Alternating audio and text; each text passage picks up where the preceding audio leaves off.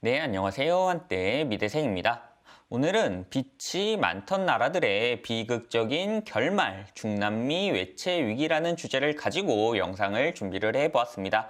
이 중남미 외채 위기는 1980년대부터 현재까지도 중남미 국가들의 발목을 잡고 있다는 점에서 한 번쯤 공부를 해보면 좋은데요. 조금 어려운 개념이긴 해도 제가 최대한 쉽게 차근차근 설명해 드릴 수 있도록 하겠습니다. 중남미 외채 위기라는 거는요, 1982년 멕시코의 모라토리움 선언 후 이어진 중남미의 외환 위기다라고 정의를 할 수가 있는데요. 이 모라토리움이라는 거는요, 지급 불능 선언, 내가 돈을 빌렸는데 갚을 능력이 없어서 파산을 한다.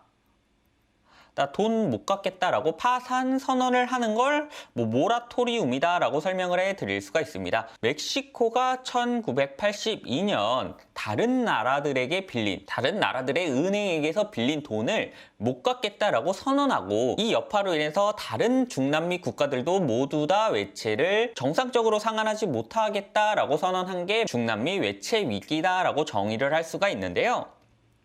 중남미 외채 위기는 왜 발생했을까? 이걸 이해하기 위해서는 서구 유럽, 미국과 중남미 사이에 이 역사적인 이해가 조금 필요하다라고 설명을 해 드릴 수가 있습니다.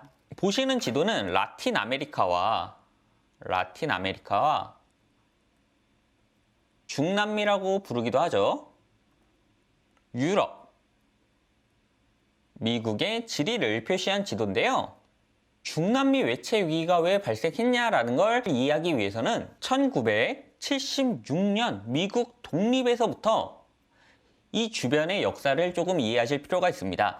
1976년에 미국이 독립하게 되니까 이 아래에 있는 중남미 국가들도 나도 미국처럼 독립을 해보는 게 좋지 않을까라는 생각을 해보게 되었는데요. 그 당시에 이들을 식민 국가 형태로 나라를 운영하고 있었던 거는 여기 있는 스페인과 포르투갈이었습니다. 스페인과 포르투갈이 힘이 세면 중남미 국가들의 반란이나 독립 움직임을 쉽게 억제를 할 수 있었겠지만요. 스페인과 포르투갈의 힘이 낮아진다면 이들의 독립 움직임을 막기가 상대적으로 힘들어질 수밖에 없겠죠. 이런 구조적인 요인이 있는 상태에서 1789년 프랑스에서 혁명이 일어나게 됩니다. 프랑스 혁명이 일어나고 1800년대 초반쯤에 나폴레옹이 스페인에 진주하게 되는데요. 정확히는 이베리아 반도, 포르투갈과 스페인이 위치하고 있는 이베리아 반도에 진주를 하게 되면서 중남미 국가를 식민지처럼 운영하고 있던 스페인과 포르투갈의 힘이 떨어지는 상태가 도래하게 되는 것이죠. 이렇게 스페인과 포르투갈의 힘이 빠지고 본국의 힘이 점점 줄어들다 보니까 아르헨티나가 1816년에 스페인으로부터 독립을 선언하게 되고요. 뒤이어서 멕시코가 1821년 독립을 선언하게 됩니다. 또 브라질이 1822년 브라질 제국을 선언하면서 독립과 건국을 이뤄내게 되는데요. 미국의 독립이 이뤄지고 미국의 독립을 지원하느냐고 생긴 프랑스 사회의 모순으로 인해서 프랑스 혁명이 일어나게 되고, 이를 통해서 스페인의 힘이 약해지게 되고 스페인과 포르투갈의 힘이 약해지게 되니 중남미 국가들이 차례차례 독립을 하게 되었다라는 게 역사적으로 중남미 외채 위기가 시작되는 발단이다라고 설명을 해드릴 수가 있습니다. 이렇게 스페인과 포르투갈로부터 독립한 중남미 국가들은 주로 자원이 풍부한 특징을 가지고 있었는데요. 그에 반해서 기술력은 서유럽 대비에 좀 낮은 상태로 유지가 될 수밖에 없겠죠. 대신에 서유럽은 기술력이 중남미보다 우위에 있었기 때문에요. 어떤 무역 형태가 이루어졌을까요? 당연히 중남미는 서유럽에게 원료를 수출하고요. 서유럽은 중남미에게 공산품을 수출하는, 원료를 주고 공산품을 수입하는 이런 경제 구조로 중남미 산업이 초기에 발전을 하게 됩니다. 이렇게 안정적인 국제 무역 상태에서는 아무런 일도 일어나지 않았겠지만 서유럽에서는 큰 변화가 일어나게 되는데요. 1900년대에 들어서 두 차례의 세계 대전이 발발을 하게 됩니다. 세계 대전이 발발하고 나니 중남미와 서유럽의 관계는 어떻게 변화했을까요? 세계 대전이 발발하고 서유럽 국가들은 공업 시설을 당연히 군수 물자 생산으로 전환을 해야 됐었고요. 이에 따라서 전략 물자들의 수출을 강력하게 통제를 할 수밖에 없었습니다. 이렇게 전략 물자들의 수출을 강력하게 통제하고 생산 시설들을 군수 물자 시설로 전환을 하다 보니까요. 당연히 공산품 수출에 제한이 걸렸고요. 유럽에서 중남미로 가던 공산품의 양이 줄어들 수밖에 없는 구조적인 요인에 빠지게 됩니다. 이렇게 되니 중남미 국가들은 모든 물품들의 자국 생산 필요성을 강하게 느끼게 될 수밖에 없었고요. 수출보다는 전쟁 같은 외부 요인이 발생했을 때도 나라 경제가 정상적으로 굴러갈 수 있게끔 내수 주도형 경제 발전을 지향할 수밖에 없었습니다. 이런 목표를 달성하기 위해서는 경공업과 채종제 위주의 산업 발전을 도입할 수밖에 없는 이런 구조적인 요인에 빠져들 수밖에 없었는데요. 따라서 1945년까지 이어진 세계대전이 끝나고 1950년대부터 70년대까지 중남미의 경제 전략은 수입 대체 산업화, 줄여서는 ISI라는 수입 대체 산업화 전략을 추진하게 됩니다. 이 ISI, 수입 대체 산업화는 어려운 게 절대 아니고요. 원조나 수입에 의존하고 있던 재화를 그냥 국내에서 생산하는 전략이다라고 보시면 되는 거고요.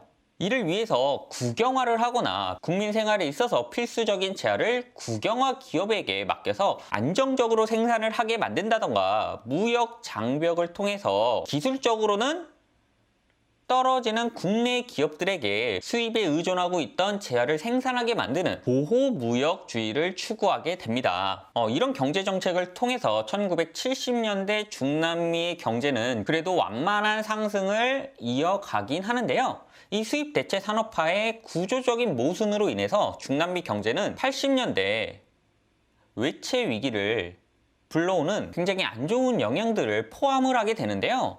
먼저 경쟁 우위가 없는 상품을 생산하다 보니까 예를 들어서 나는 수학을 정말 잘하는데 대학을 가기 위해서는 국영수 플러스 한문까지 잘해야 된다. 그래서 수학을 잘하는 사람한테 무리하게 한문 교육을 시키다 보니까 수학도 못하고 한문도 잘 못하는 경쟁 우위가 없어지게 되는 것이죠. 이 경쟁 우위가 없는 상품을 생산을 하다 보니까 저품질의 제품이 생산될 수밖에 없었고요. 더 문제는 이 저품질의 제품을 생산하기 위한 중간재의 수입이 증가를 하면서 외채가 증가하게 됩니다. 또 핵심 설비들의 국산화를 대부분 실패합니다. 대부분.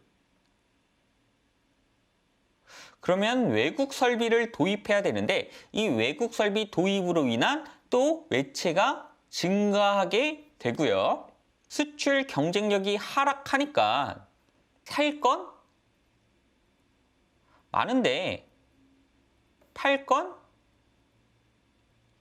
적다 보니까 무역 수지가 적자가 발생한다. 개인으로 따지면 매달을 마이너스 통장으로 대출을 내면서 생활하는 상태가 1950년대부터 70년대 경제 전략으로 인해서 발생이 되게 됩니다. 1950년대부터 70년대 중남미의 경제 전략을 다른 말로는 수평적 산업화라고 부르기도 하는데요. 수직적, 자동차를 하나 만든다고 하면 철부터 자동차까지 모든 공정을 한 국가나 기업에서 처리하는 이런 산업 구조가 아니라 얇고 넓게 모든 제품을 생산하는 수평적 산업화를 통해서 모든 물품을 내수해서 생산을 할 수는 있지만 국제 경쟁력을 가지지 못한 상태에 빠져들게 되는 것이죠. 이러한 수출 대체 산업화 ISI의 산업화 결과로는 설비 도입, 중간재 수입으로 인한 무역 적자가 심해지고요. 너무 넓은 범위를 공부를 하다 보니까 기술과 자본 축적이 어려워져서 국제 경쟁력이 없는 제품을 생산할 수밖에 없는 구조적인 모순에 빠지게 됩니다. 이러한 수출 경쟁력 악화로 인해서 무역 적자가 또다시 심화되는 악순환에 중남미 경제가 빠지게 되는데요. 이 모든 원인들로 인해서 외국에서 빌린 돈이 급증을 하게 됩니다. 이렇게 1950년대부터 70년대까지 누적 무역 적자가 심화가 되면서요. 1980년대 들어서 본격적으로 외채 위기가 터지게 되는데요. 왜 그럴까요? 왜 1950년대, 70년대는 조금 안 좋은 산업 구조를 가지고도 그럭저럭 나라가 돌아갔는데 1980년대 들어서 위기가 왜 터지게 되었을까요? 이걸 이해하기 위해서는 미국이 주도한 베트남 전쟁과 중동에서 발생한 오일 쇼크가 불러온 나비 효과에 대해서 이해를 해 주실 필요가 있습니다. 먼저 베트남 전쟁에 대해서 설명을 해 드리자면요. 이 베트남 전쟁은 1955년부터 1975년까지 이어진 무려 20년에 가까운 기간 동안 이뤄진 전쟁인데요. 이 베트남 전쟁 기간 동안 미국은 전쟁 비용이 무지막지하게 증가를 하는 상황에 놓일 수밖에 없었겠죠. 그러니 전쟁 비용 충당을 위해서 채권이나 달러를 찍어내게 되는데요. 미국 입장에서는 자기네 국가가 채권을 발행했는데 이자가 높으면 상환 부담이 너무 커지기 때문에 주로 저금리로 발행을 해야 되겠다라는 생각을 하게 됩니다. 한마디로 저금리 상황이 유지가 되는 것이죠. 이렇게 저금리로 전쟁 기간 동안 재정을 운영하다가 전쟁이 끝나고 보니 돈을 너무 많이 찍어서 화폐 가치가 하락하고 인플레이션이 발생하는 상황에 도달하게 되는 겁니다. 한마디로 물가가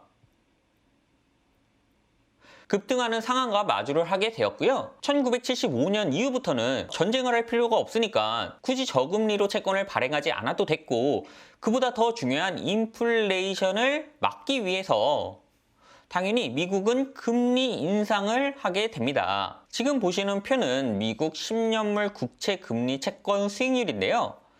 이 구간을 보시면 베트남 전쟁이 끝나고 미국이 엄청나게 금리를 인상한 모습을 확인하실 수가 있는데요. 이 금리 인상이 중남미 외채 위기를 발생시키는 데 굉장히 큰 원인이 되었다 라고 설명을 해 드릴 수가 있고요. 두 번째 원인으로는 1차 오일 쇼크를 말씀을 드릴 수가 있습니다. 1차 오일 쇼크는 1973년부터 1974년까지 이어졌는데요. 이 오일 쇼크는 오일 가격이 석유 가격이 급등을 하는 일련의 사건이었는데요. 석유 가격이 급등이 되니 산유국들의 재정이 당연히 좋아졌겠죠. 100원에 팔던 물건을 200원으로 팔면 내 주머니에는 돈이 훨씬 더 많이 쌓이게 되는 것이니까요. 이렇게 재정이 확충된 산유국들은요, 서구권 은행에 대규모로 예금을 하게 됩니다. 그러니 이 서구권 은행들은 유동성이 풍부해지게 되고요. 돈이 많아지게 되고요. 이 돈을 서구권 은행들이 중남미 국가들에게 대출을 해주는 이런 메커니즘으로 세계 경제가 굴러가게 된 것이죠. 그러다 보니 중남미 국가들은 저금리로 외채를 충당을 할 수가 있었는데요. 1차 오일 쇼크로 인해서 중동에서 벌어진 1차 오일 쇼크가 중남미에 어떻게 영향을 주었냐 하면 중남미 국가들의 외채 규모가 커진다. 왜냐하면 저금리이기 때문에 돈을 빌려오지 않으면 무능력해지고 오히려 손해만 보는 게 아닐까라는 사회 분위기가 조성이 되고요. 외채 규모가 너무 커지니까 국가 신용에 대한 의심이 들면서 자국 화폐 가치가 점진적으로 하락하게 됩니다. 이렇게 되니 외채 규모는 요만큼이었다가 이만큼으로 커졌는데 신용이 떨어지면서 내 통화의 가치는 이만큼에서 요만큼으로 줄어들게 되고, 외채를 주로 외국 통화로 발행해온 나라들의 경우에는 내 화폐 가치가 떨어지면서 원금이 기하급수적으로 커지게 됩니다. 결국에는 갚을 수가 없게 된 것이죠. 베트남 전쟁과 오일 쇼크는 중남미 국가들의 외채 위기에 결정적인 영향을 가하게 되는데요. 먼저 베트남 전쟁은 전쟁 기간 중 대규모로 달러가 발행되고, 이렇게 대규모로 발행된 전쟁 비용 달러 때문에 전쟁이 종료되고 나니 인플레이션이 왔다. 그래서 금리 인상이 도래했다라는 게 굉장히 중요한 거고요. 중남미 국가들의 외채 금리가 인상되는 결정적인 영향을 끼치게 되었다라고 설명을 해드릴 수가 있습니다. 오일 쇼크는 중남미 국가들이 저금리로 돈을 빌려올 수 있게 만들어 주었고요. 외채의 절대적인 규모가 증가하게 되었다. 외채가 늘어나니 신용이 떨어질 수밖에 없었고, 앞서 말씀드린 베트남 전쟁과 연결이 돼서 금리 인상과 자국 화폐 가치가 동시에 일어나니 빚을 갚을 수가 없게 되는 상황에 빠져들게 된 것이죠. 여기다가 더해서 중남미 자체의 모순도 있었는데요. 먼저 정치적으로 너무 불안했다. 좌파와 우파가 너무 심하게 대립했다라고 설명을 해드릴 수가 있습니다. 좌파들은 경제력 대비해서 과도한 사회보장 제도를 운영을 했기 때문에 중남미 외채의 절대적인 규모를 키울 수밖에 없게 되었고요. 반면에 우파들은 주로 군부 독재 정권이었는데요. 무능력했습니다. 한마디로 무능한 군부 독재 정권에다가 너무 사람들이 부패해서 외채 위기를 극복할 수 있을 만한 기초 체력을 갖추지 못했다. 이렇게 정리를 해서 말씀을 드릴 수가 있습니다. 한마디로 중남미 외채 위기는 빌린 돈은 증가를 하는데 갚을 능력은 떨어져서 발생을 했다. 빌린 돈이 증가한 원인은 수입 대체 산업화, 외국 설비와 중간재 수입이 증가했고, 내수 시장용 제품을 생산하느냐고 외채가 증가했다. 갚을 능력 감소에 있어서 수입 대체 산업화는 국제 경쟁력을 갖춘 제품 생산을 실패하게 만들었고요. 기술, 자본 축적이 어려운 상황에 빠져들게 되었다라고 설명을 해드릴 수가 있습니다. 빌린 돈의 증가에 있어서 국제적인 상황은 어떤 영향을 미쳤냐라고 설명을 해드리자면요. 70년대는 저금리였다. 국제적 저금리라서 빚을 쉽게 받을 수 있었다. 베트남 전쟁과 1차 오일 쇼크가 있었다라고 설명을 해드릴 수가 있고요. 부패하고 방만한 국가 재정을 운용하게 되었다. 국제적 저금리 때문에 방만하게 국가 재정을 운영하게 되었다라고 설명을 해드릴 수가 있습니다. 갚을 능력 감소는 80년대 들어서 고금리 상황이 펼쳐지면서 나타나게 되었는데요. 금리 인상으로 인해서 상한 부담이 증가하게 되었고요. 화폐 가치 하락으로 갚아야 되는 실질적인 원금이 증가를 했다라고 설명을 해드릴 수가 있습니다. 그래서 오늘 영상의 결론을 내어드리자면요. 중남미 외채 위기는 왜 발생했냐라고 물어본다면 가장 먼저는 수입 대체 산업화, 이 방향이 지금으로 봤을 때는 굉장히 잘못됐다. 하지만 이 수입 대체 산업화는 역사적으로 보았을 때는 합리적인 시도였다라고 설명을 해드릴 수가 있습니다. 또 국제적 저금리가 중남미 외채 위기를 발생시키는 데 영향을 주었는데요.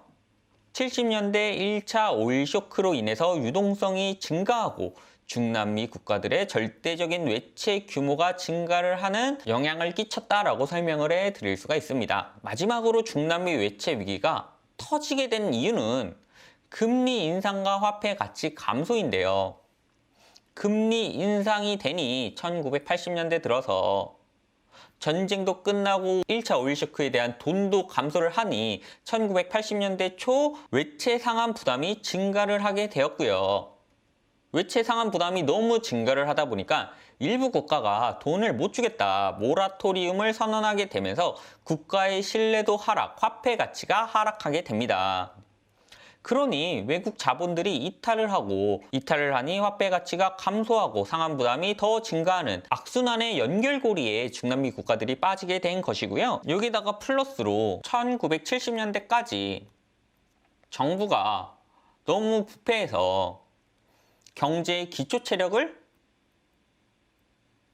기초 체력을 쌓아놓지 못했기 때문에 더욱더 큰 위기가 발생하게 되었다라고 설명을 해드릴 수가 있습니다. 우리가 중남미 외채 위기를 통해서 얻어야 되는 교훈이 뭘까라고 제가 간단하게 정리를 해드리자면요. 당시에 합리적이고 올바른 전략도 시대가 변하면서 유효하지 않게 되는 경우가 굉장히 많습니다. 따라서 우리의 경제 전략은 상황에 맞춰서 유연하게 행동해야 된다. 지금 저금리라고 해서 돈을 무리하게 많이 쓰면